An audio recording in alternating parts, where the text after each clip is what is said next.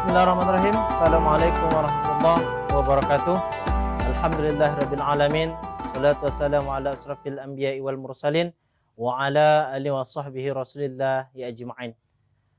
Syukur kepada Allah Subhanahu wa taala, salat kepada Nabi Muhammad sallallahu alaihi wasallam dengan ucapan Allahumma shalli ala sayyidina Muhammad wa ala ali sayyidina Muhammad. Sahabat dan kumpai dimanapun Anda berada, kembali lagi bersama kami dan alhamdulillah pada sore kali ini kita kedatangan tamu agung, seorang ulama, yaitu Ketua IKADI Kecamatan Tandun, yaitu Al-Ustadz Warnoleo SPD MPD, dan beliau ini juga guru di salah satu pondok pesantren yang ada di Rokan Hulu ini. Tapi sebelum kita mendengarkan pesan-pesan yang akan disampaikan oleh beliau, mari kita sapa dulu Al-Ustadz Warnoleo SPD MPD yang sudah menyempatkan waktu untuk hadir bersama kita di sini. Assalamualaikum Ustadz. Waalaikumsalam warahmatullahi wabarakatuh. Ya. Halo ya Ustadz. Alhamdulillah bikhair. Masya Allah, tabarakallah Ustadz. Alhamdulillah sore ini sudah menyempatkan waktu Ustadz untuk bersama dengan kami di sini. Insyaallah untuk dakwah, mudah-mudahan. Masya Allah. Sahabat dan kumpai dimanapun Anda berada, tentunya Ustadz, sore beberapa hari lagi kita akan masuk ke bulan suci Ramadan. Iya. Nah, di sore ini apa kira-kira pesan-pesan yang akan Ustadz sampaikan kepada sahabat dan kumpai? Tapi tahan dulu Ustadz. Kita sapa dulu sahabat dan kumpai dimanapun Anda berada. Jangan kemana-mana, saksikan ini tausiah yang akan disampaikan oleh Al-Mukarram Al-Ustadz Warnoleo SPD MPD. Waktu dan tempat Ustadz, tafadhol. Syukran, terima kasih. Assalamualaikum warahmatullahi wabarakatuh. Waalaikumsalam Alhamdulillah, salatu wassalamu ala rasulillah ma ba'du. Sahabat dan kumpai yang dirahmati Allah, kaum muslimin sekalian yang berbahagia. Di kesempatan ini jelang Ramadan yang sudah diambang pintu. Maka tema yang akan kita angkat secara umum adalah tentang tarhib Ramadan. Persiapan Ramadan. Sahabat dan kumpai yang dirahmati Allah, tarhib Ramadan. Sebelumnya mari kita sedikit teliti apa itu tarhib. Karena kita, masyarakat timur Indonesia pada umumnya, itu banyak mengambil serapan-serapan bahasa-bahasa asing, dan di antara bahasa-bahasa asing yang kita pakai, yang sudah kita Indonesiakan itu adalah dari bahasa Arab. Iya, di antaranya itu yang sudah kita jadikan istilah saat sekarang inilah tarhib. Tarhib Ramadan. Nah, lantas pertanyaannya apa itu tarhib? Ya, tarhib itu secara lughat, secara bahasa itu berasal dari kata rohaba yurahibu tarhiban. Isim masdar. Ya. Yang arti rohaba itu lapang, melapangkan. Lapang apa? Kelapangan dada dalam menyambut bulan suci Ramadan. Jadi esensi daripada tarhib Ramadan itu adalah bagaimana seorang muslimin ketika tamu agung yakni Ramadan, Sayyidus Suhur, Syahrul Ibadah, Syahrul Maghfirah dan sebagainya. Nah, maka mesti bergembira ria. Ya, bergembira dalam tanda petik yang positif tentunya di dalam menyambut bulan suci Ramadan ini. Nah, apa yang sudah diajarkan oleh Nabi Muhammad SAW secara syar'i dalam melaksanakan kegiatan agenda tarhib Ramadan ini? Ada beberapa hal di antara yang sudah diajarkan oleh Nabi Muhammad SAW dalam tarhib Ramadan tersebut. Di antaranya adalah persiapan nafsiyah. Persiapan nafsiyah, yakni mempersiapkan hati dengan niat, tekad bahwa ini bulan yang mulia, ini bulan agung. Maka hati sebagai kontrol seluruh organ tubuh kita ini, di mana di sana ada juga rohani, ini mesti ditata. Agar apa?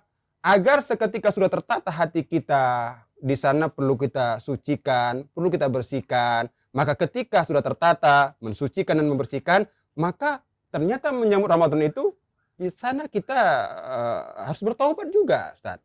Bertaubat. Ini adalah persiapan menyambut Ramadan tersebut, bertaubat, menjauhi hal-hal yang negatif, kemudian memperbanyak hal-hal yang positif, terutama penataan hati terlebih dahulu, persiapan nafsiyah. Kemudian persiapan selanjutnya, persiapan jasadiah, persiapan fisik. Apa yang dipersiapkan? Fisik kita mental, kesehatan. Kesehatan kita itu harus fit. Sebab ketika bulan yang kita tunggu selama 11 bulan lamanya ini, ketika sudah menyapa kita, tetapi kita dalam kondisi tidak sehat, dalam kondisi tidak fit, bagaimana kita mau bisa optimal, maksimal di dalam beribadah, mengisi siang Ramadan kita dengan berpuasa, sementara kita tidak sehat, sementara kita terbujur mungkin di rumah sakit, juga dengan Lailatul malam-malam Ramadan kita. Dengan ibadah tarawih yang mungkin ada yang 11, 23 rakaat. Bagaimana mau optimal kalau seandainya kita dalam keadaan tidak sehat? Jadi persiapan fisik jasadia ini juga mesti sahabat daun kumpai muslim sekalian persiapkan. Dengan menjaga asupan vitamin kita, nutrisi, gizi, kemudian beristirahat cukup, dan lain sebagainya. Ini persiapan yang kedua. Kemudian ada persiapan yang selanjutnya adalah persiapan sakafiyah, wawasan.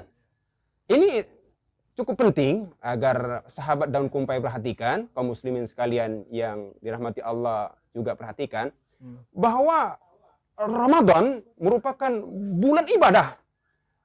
Di mana di antara ibadah tersebut ada ibadah di mana di sana ada menentukan ibadah tersebut sah atau tidak sah, diterima atau tidak diterima. Maka sahabat daun kumpai, kaum muslimin sudah harus mempersiapkan. Apa wawasannya? Fikih. Fikih, khususnya fikih puasa. Supaya apa? Supaya tahu ini bisa membatalkan, ini akan membuat puasa kita sah, dan yang paling utama adalah puasa kita tentunya bisa diterima oleh Allah Subhanahu wa taala. Itu persiapan secara umum. Kalau kita merujuk persiapan yang sudah diajarkan oleh Nabi Muhammad SAW di bulan Sya'ban ini, kita sudah berada pada penghujung Sya'ban. Nabi ketika menyambut Ramadan, dan ketika di bulan Sya'ban itu, persiapan yang sudah Nabi lakukan itulah memperbanyak saum, memperbanyak puasa. Sehingga istri beliau Aisyah, cucu beliau, bahkan sahabat-sahabat beliau itu melihat Nabi tidak berpuasa yang demikian banyaknya kecuali bulan Sya'ban. Ramadan itu sudah pasti. Puasa Nabi di bulan Sya'ban itu sungguh luar biasa. Sehingga Aisyah tidak bisa membedakan Nabi puasa tidak puasa. Karena kebanyakan Nabi senantiasa berpuasa. Untuk apa? Untuk latihan. Untuk riyadhah. Agar perut kita itu terbiasa nanti menjelang beramal ibadah yang wajib yang di bulan Ramadan. Jadi memperbanyak puasa. Ini sahabat dan kumpai. Masih ada kesempatan untuk berpuasa. Lalu persiapan Nabi yang diajarkan secara syar'i itu adalah memperbanyak berdoa. Berdoa seperti doa yang populer yang sudah kita dengar sejak Rajab kemarin. Allahumma barik lana fi Rajab wa Sya'ban wa barik lana Ramadan wa a'inna 'ala siyami wal qiyam. Ya Allah, berkahi kami bulan Rajab, berkahi kami bulan Sya'ban, sampaikan kami nanti di bulan Ramadan, dan beri kami ma'unah untuk bisa melaksanakan puasa dan qiyamul lail. Inilah doa-doa yang mari kita sering perbanyak. Agar apa? Kita tidak bisa menjamin sih memang bahwa usia kita sampai nanti sungguh pun tinggal beberapa hari lagi. Tapi kita tetap harus optimis dengan mengamalkan apa-apa yang sudah diajarkan Nabi, memperbanyak berdoa. Mudah-mudahan Allah ijabah doa kita sehingga sampai kita nanti berjumpa dengan tamu agung yang kita rindukan tersebut. Nah, ketika persiapan-persiapan ini sudah kita lakukan, sahabat dan kumpai kaum muslimin sekalian yang dirahmati Allah, dengan matang, dengan baik, maka insya Allah nanti ketika kita tiba pada bulan Ramadan, kita sudah tidak lagi terkejut. Tubuh kita sudah bisa segera beradaptasi dengan kebiasaan-kebiasaan yang sudah kita lakukan di awal Sya'ban ini. Dan catatan bahwa ternyata seluruh amalan-amalan di bulan Ramadan, ternyata amalan-amalan itu kebanyakan dilakukan oleh Nabi Muhammad SAW ketika di bulan Sya'ban. Ibarat sholat rawatib qobliyah, ternyata Sya'ban ini laksana sholat rawatib qobliyah ini. Latihan ini. Untuk apa? Fungsinya juga.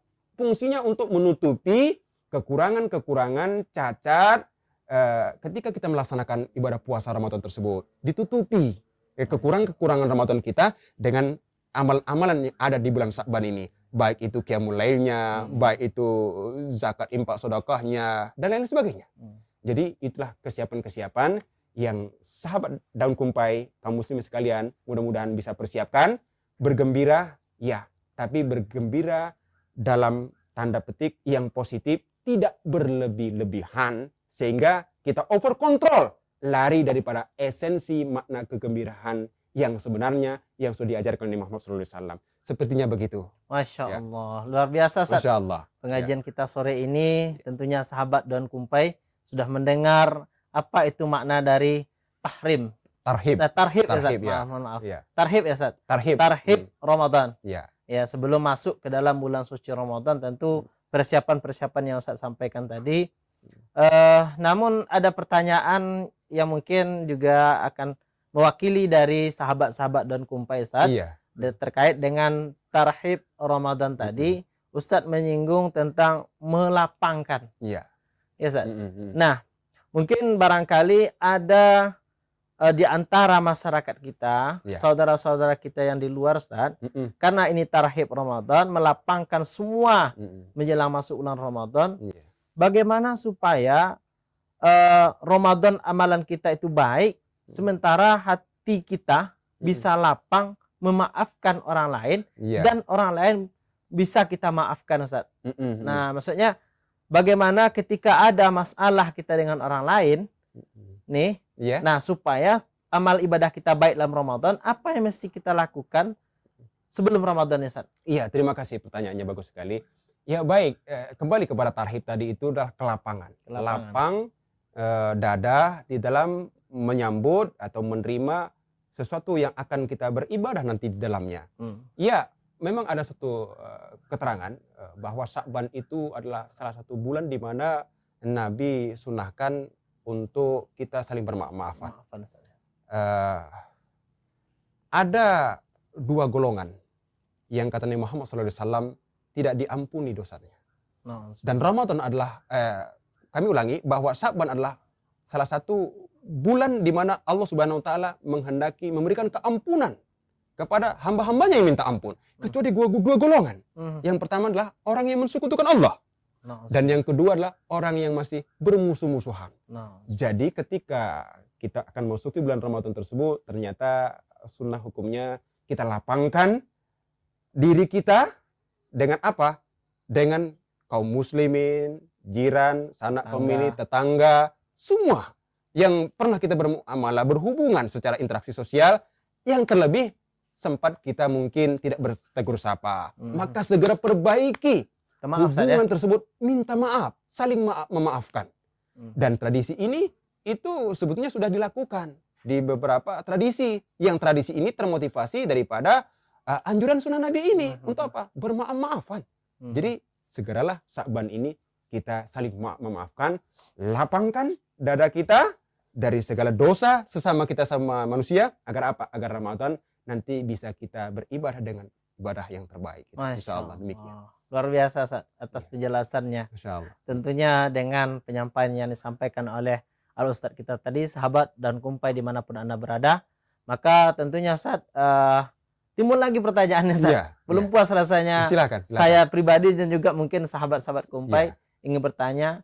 Kadang-kadang kita melihat bahagia dengan datangnya bulan suci Ramadan. Benar. Nah, ada yang salah tafsir dengan datang bahagia itu. Kadang-kadang mereka membuat sebuah hal yang melanggar syariat karena budaya dan lain sebagainya. Tapi arahnya yang lebih jelas, Ustaz, bagaimana bahagia yang dimaksud oleh Rasulullah itu, Ustaz? Mohon penjelasan. Baik, mengekspresikan kebahagiaan itu boleh-boleh saja. Tetapi tentunya kebahagiaan yang syar'i. Dan tidak kita pungkiri memang pada kenyataannya ada kebahagiaan yang tidak terkendali. Yang sudah lepas kontrol lah. Kita lihat kebahagiaan-kebahagiaan yang diekspresikan oleh, maaf ini mungkin kawan-kawan muda ini kan, ketika mengikuti suatu kegiatan, apakah namanya tuh, beli mokasai kah? Beli mokasai, potong belimau, sehingga turun bersama-sama ke tepian sungai, berbonceng-bonceng, berhonda-honda, berbenen-benen, adanya di sana ikhtilat dan sebagainya. Sepertinya ini kebahagiaan yang kurang tepat. Ustaz. Dan perlu diluruskan.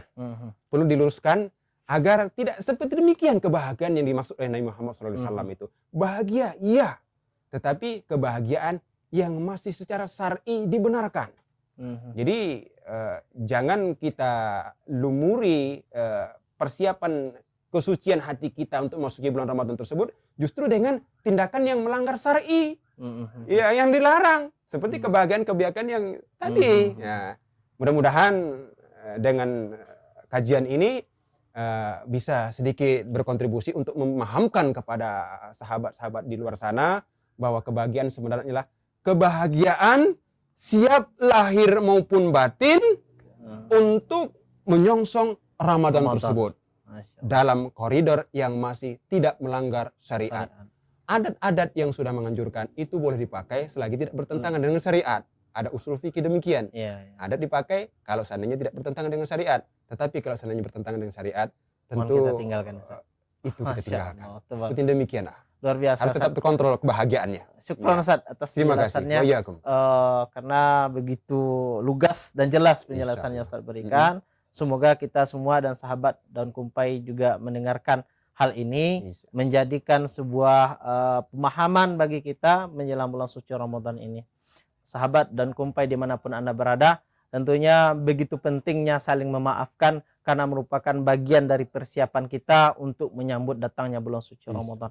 Sahabat dan Kumpai dimanapun Anda berada, maka jangan lupa terus saksikan program kami yaitu Daun Kumpai Dakwah Tanpa Batas yang insya Allah akan hadir tiap hari menjelang berbuka puasa, tentunya di channel YouTube Daun Kumpai. Dan bagi saudara-saudara dan sahabat-sahabat Daun Kumpai yang ingin berpartisipasi mengembangkan dakwah ini, jangan lupa like, subscribe, dan juga komen dan share semua video-video dakwah ini. Semoga kita menjadi bagian dari orang-orang yang menyebarkan dakwah. Sahabat Daun Kumpai dimanapun Anda berada, akhirnya tiba kita pada penghujung acara, dan saya sebagai host Yose Maulana bersama Al-Ustadz Warno Leo SPD MPD yang Masya Allah beliau sudah memberikan ilmu kepada kita, dan semoga kita bisa mengamalkan dalam kehidupan sehari-hari. Maka kami akhiri acara kita ini dengan mengucapkan wabillahi taufiq wal hidayah. Wassalamualaikum warahmatullahi wabarakatuh.